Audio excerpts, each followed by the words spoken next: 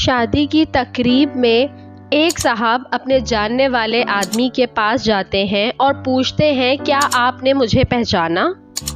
انہوں نے غور سے دیکھا اور کہا کہ ہاں شاید آپ میرے پرائمری اسکول کے شاگرد ہو۔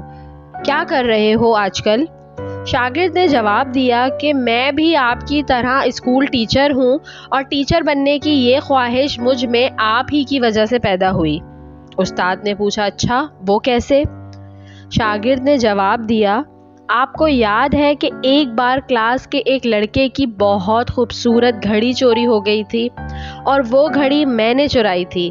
آپ نے پوری کلاس کو کہا تھا کہ جس نے بھی گھڑی چرائی ہے واپس کر دے۔ میں گھڑی واپس کرنا چاہتا تھا لیکن شرمندگی سے بچنے کے لیے یہ جرأت نہ کر سکا۔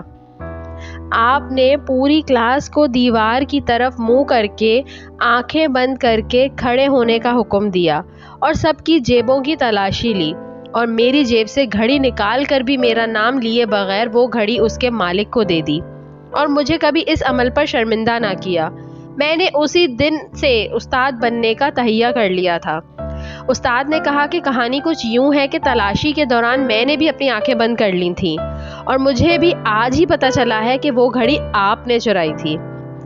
تو کیا ہم ایسے استاد بن سکتے ہیں جو اپنے اعمال سے بچوں کو استاد بننے کی ترغیب دے سکیں، نہ کہ چھوٹی چھوٹی غلطیوں پر بچوں کو پوری کلاس کے سامنے شرمندہ کریں؟ ویڈیو اچھی لگی ہو تو اس کو لائک کریں، شیئر کریں اور میرے چینل کو سبسکرائب کریں اور ساتھ ہی بیل آئیکن کو بھی پریس کر دیجئے تاکہ میری نئے آنے والی ویڈیو آپ کو مل سکے۔